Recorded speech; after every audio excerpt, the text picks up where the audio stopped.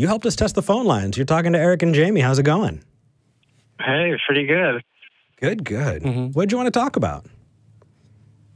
So the thing I wanted to talk about was whether it is immoral or not to hold a belief without evidence. I guess it depends on the belief. Yeah. What belief are you talking about? Well, let me give you some backstory that kind of made me interested in this topic. Okay. So in Des Moines, I'm like a member of like a 12-step fellowship.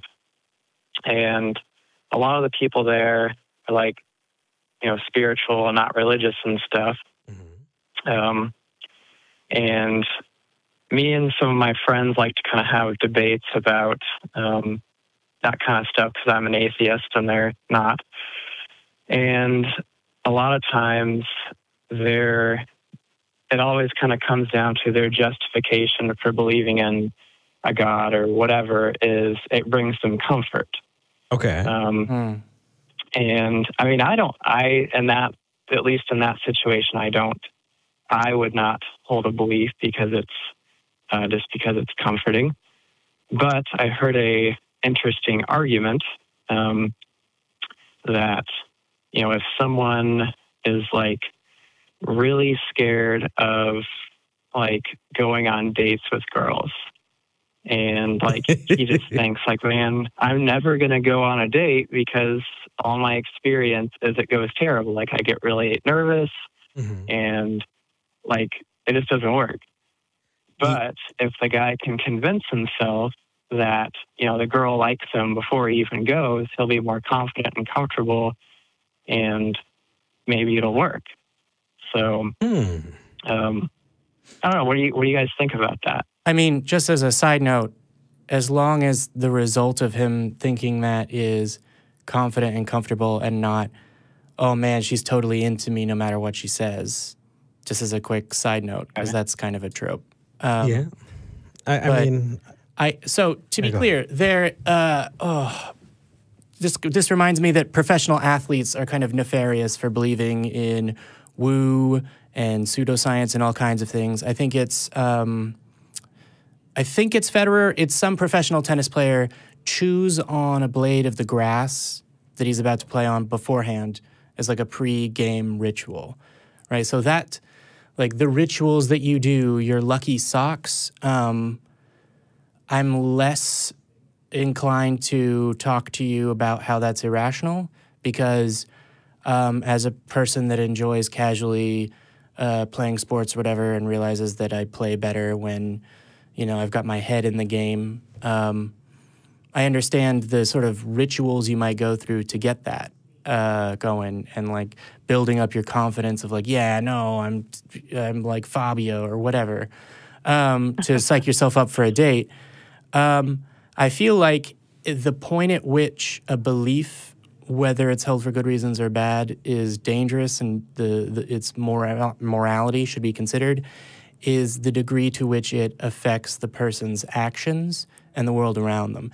So if his belief, like I said, is, oh, she's definitely into me, I know she's saying no, I know she's threatening a restraining order, but I believe that she's still into me, then you have a very serious problem that no one really can contest.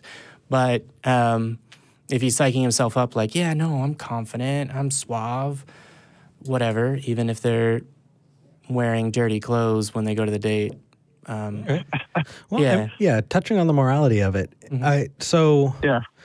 Whether or not a thing is true is definitely different from whether or not it is moral, right?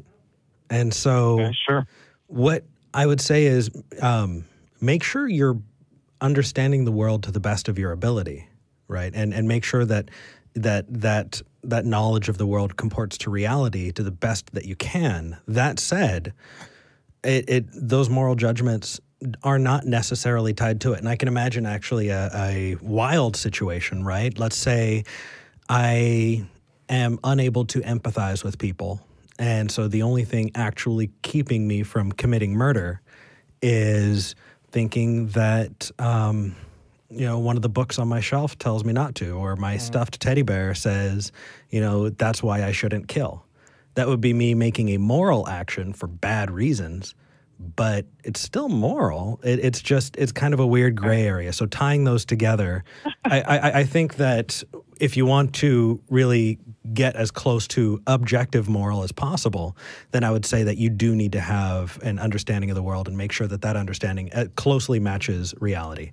That way you can be able to actually make those value judgments, right? If you don't have that, then making those value judgments may be far more difficult. So I'd go from there. So it still seems kind of strange to me to like lie to yourself about something and like feel okay about doing that.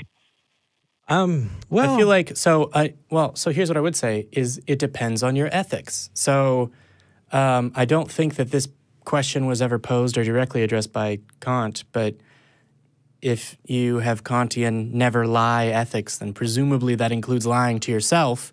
But if you have ethics that allow lying, that hold that lying can be permissible for good reasons, then your next step is to evaluate whether or not, providing yourself confidence before a date or getting your head in the game to play tennis is a good reason.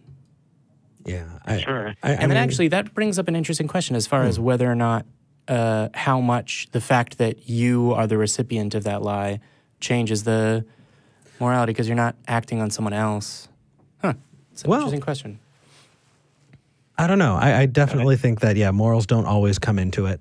I don't think there's a way to morally lie to yourself, but you could make poor decisions based, you can make poor and immoral decisions based on that. So it's kind of 6 of one, half dozen of the other in the best case. Right. But I hope that helps. I mean, and to be honest, the way that you want to approach the world really totally depends on you. I would say that if you feel uncomfortable and nervous and you are pretending to be a different person, then you're probably going to disappoint the date when they find out that you were not being authentic. Right? So you're not 6'1". Be your authentic self, because that's the way you're going to attract somebody who's going to stick with you, because you're not lying about who you are. Okay. Honesty is the best policy. Yeah. I mean, for me, the only way that I've been able to get dates is somebody directly coming up and saying, I'm interested in you and I want to go on. Yeah. Because it's sort of... Well, you're it's not because as bad I have as to put, Heath, but no, but I have to put on this veil. I don't ever want my status as being somebody on the show or someone from the ACA to ever interact, and so I just don't interact that way at all. And so it's just been kind of difficult, But it is what it is. I have that problem as well because I don't dedicate a lot of time to going out, meeting people, and then it's like, oh, okay, do online dating. It's like, what do I say I do with my time, given that most of it is this, and like, oh, I'm the president of a thing and a co-host of a blah. Yeah. Look at how awesome I am. Just feels. Yeah. Then again, you're asking dating advice from two single people, so we might be totally fucking wrong, dude. I don't know. Take that with a grain of salt. Sure. I have dating someone. They're just in Canada. Or they're going to Canada. Her name is Alberta. Go ahead. She lives in Vancouver. I love you, Jamie. All right. So actually. Well, okay. Yeah, I was gonna move on. Ryan, if there's nothing else, I think we're gonna move on to the next call. Yeah. Thank you. Hey, thank you. Take care, buddy. Yeah. It's a good call.